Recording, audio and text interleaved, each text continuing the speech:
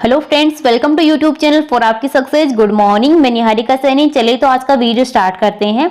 और आज के इस वीडियो में हम पदार्थ और उसकी प्रकृति से रिलेटेड मोस्ट इंपॉर्टेंट क्वेश्चन को सोल्व करने वाले हैं, वो भी डिटेल के साथ में। क्योंकि आज से हम यहाँ पर केमिस्ट्री, पूरी केमिस्ट्री सब्जेक्ट को टॉपिक वाइज उसके क्वेश्चन हम यहाँ पर सोल्व करेंगे। तो आपको रेगुलर क्लास में बने रहना है। ये वो क्वेश्चन रहेंगे जो कि आपकी हर एग्जाम में रिपीट होते रहते हैं। तो पूरी केमिस्ट्री सब्जेक्ट को यहाँ पर हम क्वेश्चंस के थ्रू सोल्व करने वाले हैं। ओके, पूरी डिटेल के साथ में। तो आपको रेगुलर क्लास में बने रहना है, एंड तक वीडियो को पूरा देखना है। और देखिए, यहाँ पर आपको हर क्वेश्चन का आंसर कमेंट बॉक्स में कमेंट करते चलना है। और वीडियो के एंड होने के बाद में अपना स्कोर भी आप मुझे कमेंट करके जरूर बताएंगे। ओके, तो चलिए स्टार्ट करते हैं। क्वेश्चन नंबर फर्स्ट है, निम्नलिखित में से कौन एक पदार्थ से संबंधित असत्य है? यानी आपको यहाँ पर असत्य कथन बताना है, कौन सा है पदार्थ से रिलेटेड।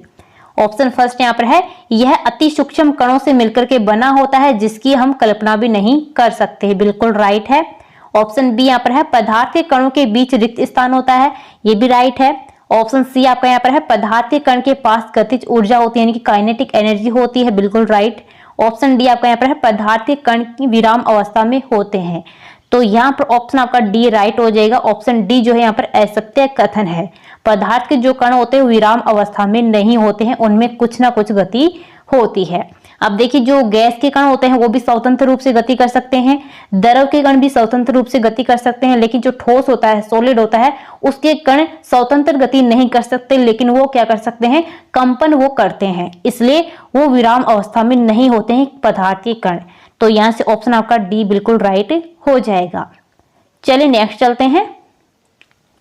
नेक्स्ट क्वेश्चन यहाँ पर है, निम्नलिखित में से कौन एक पदार्थ नहीं है, यानी कि मैटर नहीं है?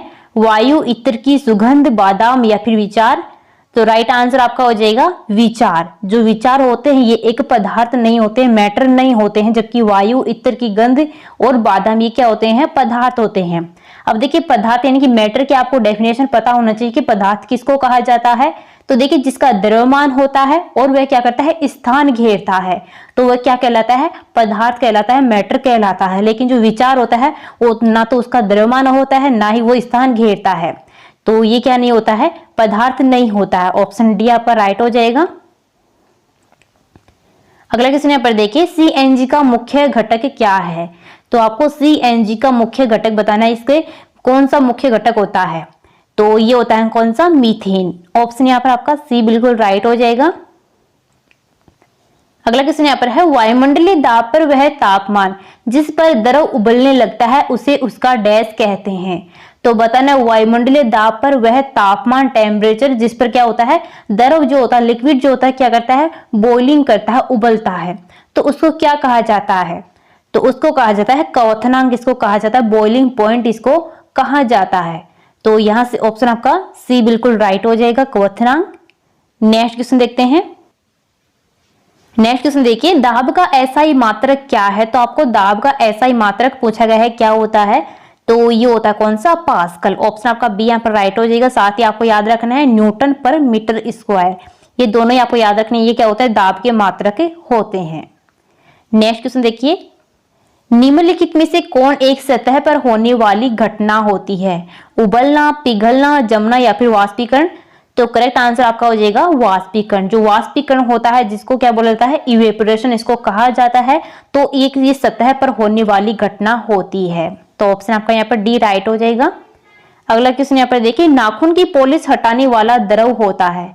तो देखिए, नाखून की जो पॉलिश होती है उसको हटाने के लिए कौन से लिक्विड यानी कौन से द्रव का यूज किया जाता है? तो ये किया जाता है किसका, एसीटोन का। ऑप्शन यहाँ पर आपका बी राइट हो जाएगा, एसीटोन। अगला क्वेश्चन यहाँ पर देखिए, सितारों में प्लाज्मा बनने का कारण है। तो देखिए, जो सितारे होते हैं उसमें प्लाज्मा बनने का रीजन क्या होता है? तो ये होता है उसमें उच्च तापमान होता है, हाई टेम्परेचर होता है, तो सितारों में क्या होता है, प्लाज्मा बनता है। तो ऑप्शन यहाँ पर आपका डी करेक्ट हो जाएगा। चलिए नेक्स्ट क्वेश्चन की तरफ चलते हैं। नेक्स्ट क्वेश्चन यहाँ पर है, फ्लोरोसेंट ट्यूब के अंदर हीलियम गैस और नियोन बल्ब के अंदर गैस भरी जाती है। तो आपको बताना है, जो फ्लोरोसेंट ट्यूब होता है उसमें तो हीलियम गैस भरी जाती है, लेकिन जो नियोन बल्ब होता है उसमें कौन सी गैस भरी जाती है? क्लोरीन, हाइड्रोजन, नियोन या फिर नाइट्रोजन? तो आपका राइट आंसर हो जाएगा नियोन। नियोन जो बल्ब होता है उसमें नियोन गैस भरी जाती है। तो ऑप्शन आपका यहाँ पर सी राइट हो जाएगा। अब देखिए जब बल्ब में से क्या किया जाता है, करंट प्रवाहित किया जाता है, धारा प्रवाहित की जाती है, तो यह नियोन गैस और हीलियम जो गैस होती है ये क्या होती है, आयनीकृत हो जाती है, जिससे यह प्लाज्मा अवस्था के अंदर आ जाती है। और प्लाज्मा में क्या होता है, एक चमकने का एक गुण होता है, तो वह क्या करना है, चमकना स्टार्ट कर देता है। कौन सा, प्लाज्मा। तो आपको याद रखना है नियोन यहाँ पर आपका राइट आंसर हो जाएगा। अगला क्वेश्चन यहाँ पर है, इसमें से कौन सा पदार्थ फ्लोरोसेंट ट्यूब और नियोन बल्ब में उपस्थित गैस की प्रकृति के आधार पर एक विशेष रंग के साथ चमकता है। तो अभी पीछे मैंने आपको बताया है, तो ये होता है कौन सा, प्लाज्मा। जब बल्ब में से क्या की जाती है, धारा प्रवाहित की जाती है, तो नियोन और जो हीलियम गैस होती है वो आयनीकृत हो जाती है, आयनीकृत होकर के ये प्लाज्मा की अवस्था में आ जाती है। और प्लाज्मा में क्या होता है, एक चमकने का गुण होता है, जिसकी वजह से क्या करता है, वो विशेष रंग से चमकता है। तो ऑप्शन आपका ए यहाँ पर राइट हो जाएगा। नेक्स्ट क्वेश्चन है, निम्नलिखित में से किस वैज्ञानिक ने पदार्थ की 5वीं अवस्था के लिए कुछ गणना की थी। तो ये थे कौन, हमारे भारतीय वैज्ञानिक सत्येंद्र बोस। ऑप्शन यहाँ पर आपका बी राइट हो जाएगा। नेक्स्ट क्वेश्चन यहाँ पर है, निश्चित ताप जिस पर द्रव गैस या वाष्प में बदल जाता है उसे क्वथन या फिर वाष्पन कहते हैं, लेकिन उस निश्चित तापमान को क्या कहते हैं। तो देखिए एक निश्चित तापमान है जिस पर क्या होता है, द्रव गैस में चेंज हो रहा है, जो लिक्विड है वो किसमें, गैस में चेंज हो रहा है, तो उसको तो क्या कहा जाता है, क्वथन उसको कहा जाता है।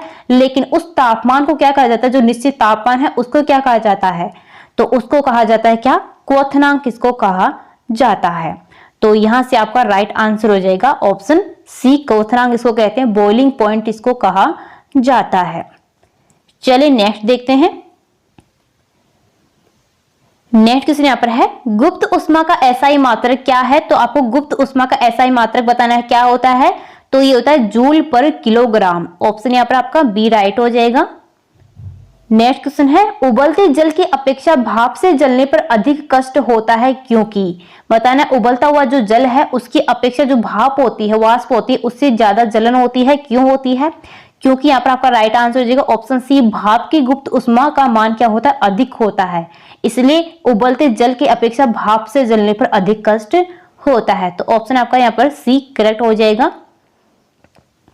नेक्स्ट क्वेश्चन देखिए, जल का वाष्पीकरण यानी कि इवापोरेशन होता है, तो किस तापमान पर जल का वाष्पीकरण होता है। तो ये होता है 100 डिग्री सेंटीग्रेड से भी कम तापमान पर जल का क्या होता है, वाष्पीकरण होता है, इवापोरेशन होता है। तो यहां से ऑप्शन आपका डी बिल्कुल राइट हो जाएगा। नेक्स्ट क्वेश्चन की तरफ चलते हैं। नेक्स्ट क्वेश्चन यहाँ पर देखिए, रेफ्रिजरेटर के अंदर डैश भरा होता है जो वाष्पीकृत होकर ठंडक उत्पन्न करता है, तो उसमें क्या भरा होता है। तो ये होता है फ्रीओन द्रव। ऑप्शन आपका यहाँ पर बी राइट हो जाएगा। नेक्स्ट क्वेश्चन देखिए, किसी तरल की समान मात्रा के लिए निम्नलिखित में से किस प्रक्रिया की गति सबसे धीमी होती है। तो देखिए कोई लिक्विड है, तरल है, जिसकी मात्रा क्या है, समान है, तो यहाँ पर बताने की कौन सी प्रक्रिया में वह सबसे धीमी गति होगी। तो ये होती है किसमें, वाष्पीकरण में, इवापोरेशन में। ऑप्शन यहाँ पर आपका बी राइट हो जाएगा।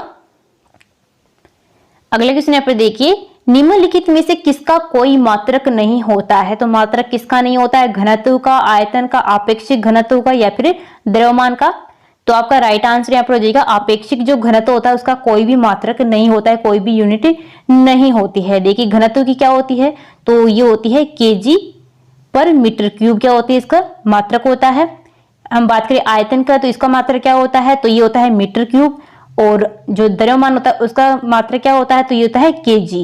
अब यहाँ पे देखिए जो आपेक्षिक घनत्व इसका मात्रक नहीं होता है। क्यों नहीं होता है, क्योंकि आपेक्षिक घनत्व बराबर क्या होता है, तो ये होता है किसी वस्तु का घनत्व अपॉन में पानी का घनत्व। क्या होता है, जो H2O होता है उसका घनत्व कितने डिग्री सेंटीग्रेड पर, 4 डिग्री सेंटीग्रेड पर। तो देखिए ऊपर भी घनत्व होता है, नीचे भी घनत्व होता है, तो दोनों क्या होते हैं, कैंसिल हो जाते हैं। तो आपेक्षिक घनत्व कोई भी मात्रक नहीं होता है। तो ऑप्शन आपका यहाँ पर सी करेक्ट हो जाएगा। चलिए नेक्स्ट देखते हैं। नेक्स्ट क्वेश्चन यहाँ पर देखिए, निम्नलिखित में से कौन एक ठोस का गुण नहीं है। ऑप्शन फर्स्ट यहाँ पर है, यह असंपीड्य होता है, बिल्कुल राइट है। जो ठोस होता है वो असंपीड्य होता है, उसको संपीड़ित नहीं किया जा सकता है, कंप्रेस्ड नहीं किया जा सकता है। ऑप्शन बी यहाँ पर है, अधिक बल लगाने पर टूट सकता है, ये भी राइट है। ऑप्शन थर्ड यहाँ पर है, इसके कण काफी नजदीक नजदीक होते हैं। तो देखिए जो ठोस होता है, सॉलिड होता है, उसके जो कण होता है, पार्टिकल्स होते हैं, बिल्कुल पास पास में होते हैं। और जो द्रव होता है, लिक्विड होता है, उसके कण ठोस की अपेक्षा थोड़े दूर होते हैं, लेकिन जो गैस के कण होते हैं वो काफी ज्यादा दूर दूर होते हैं। तो देखिए ठोस के जो कण होते हैं क्या होते हैं, नजदीक नजदीक होते हैं। ये भी बिल्कुल राइट हो जाएगा। ऑप्शन डी यहाँ पर है, इसका आयतन निश्चित नहीं होता, ये बिल्कुल रॉन्ग है। जो ठोस होता है, सॉलिड होता है, उसका जो आयतन होता है वो निश्चित होता है। तो यहां से ऑप्शन आपका डी राइट हो जाएगा। चलिए नेक्स्ट क्वेश्चन देखते हैं। नेक्स्ट क्वेश्चन यहाँ पर देखिए, पदार्थ की वह अवस्था जिसका आकार तो निश्चित नहीं होता लेकिन आयतन निश्चित होता है, क्या कहलाता है? तो देखिए आपको दिया गया है पदार्थ की वह अवस्था बताइए कौन सी जिसका आकार क्या होता है, फिक्स होता है, निश्चित होता है, लेकिन उसका आयतन निश्चित नहीं होता है। तो वो क्या होता है, उसको द्रव कहा जाता है, लिक्विड उसको कहा जाता है। तो ऑप्शन आपका यहाँ पर बी राइट हो जाएगा। नेक्स्ट क्वेश्चन देखिए, निम्नलिखित में से कौन सा एक द्रव का गुण नहीं है? ऑप्शन फर्स्ट यहाँ पर है, इसकी संपीड्यता बहुत अधिक होती है। ऑप्शन बी यहाँ पर है, इसके कण स्वतंत्र रूप से गति करते हैं। इसका आयतन निश्चित होता है। इसका आकार निश्चित नहीं होता है। तो यहाँ पर आपका राइट आंसर हो जाएगा ऑप्शन ए, इसकी संपीड्यता बहुत अधिक होती है, यानी कि जो द्रव होता है, लिक्विड होता है, उसकी संपीड्यता अधिक नहीं होती है, कुछ ही हद तक उसको संपीड़ित किया जा सकता है। तो ऑप्शन ए आपका यहाँ पर राइट हो जाएगा। चलिए नेक्स्ट देखते हैं। नेक्स्ट क्वेश्चन यहाँ पर है, एलपीजी का मुख्य घटक कौन है? तो आपको एलपीजी यानी कि लिक्विड पेट्रोलियम गैस का मुख्य घटक बताना है। मुख्य घटक कौन सा होता है? तो ये होता है कौन सा, ब्यूटेन। ऑप्शन यहाँ पर आपका सी बिल्कुल राइट हो जाएगा, ब्यूटेन।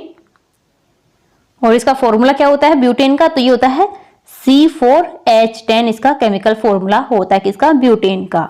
ओके नेक्स्ट देखते हैं। नेक्स्ट क्वेश्चन यहाँ पर है, तापमान का एसआई मात्रक क्या है? तो तापमान या टेम्परेचर का एसआई यूनिट आपको पूछी गई है, तो ये होती है कौन सी, केल्विन। ऑप्शन आपका यहाँ पर बी राइट हो जाएगा। अगला क्वेश्चन देखिए, एक एटीएम बराबर होता है, तो बताने कि एक एटीएम के बराबर कितना पास्कल होता है? तो ये होता है 1.01 इंटू 10⁵ पास्कल। तो यहाँ से ऑप्शन आपका सी बिल्कुल राइट हो जाएगा। नेक्स्ट क्वेश्चन यहाँ पर देखिए, वायु के घनत्व के 1,00,000वें भाग जितने कम घनत्व वाली गैस को बहुत ही डैश तापमान पर डैश करके बोस आइंस्टीन कंडेंसेट प्राप्त किया जाता है।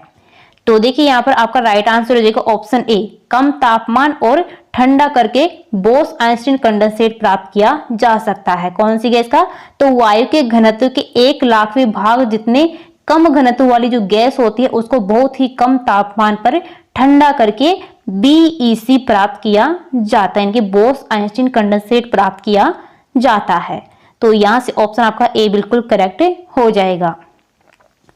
तो फ्रेंड्स हमारा आज का वीडियो यहीं पर कंप्लीट होता है।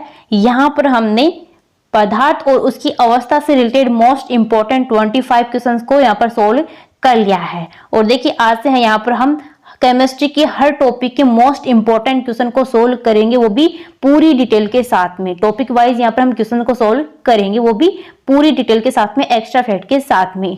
तो आपको रेगुलर क्लास में बने रहना है। ये वो क्वेश्चन होंगे जो कि बार बार एग्जाम में रिपीट होते रहते हैं। ओके तो देखिए यहाँ पर आपका कितना स्कोर है वो भी आप मुझे कमेंट करके जरूर बताएंगे।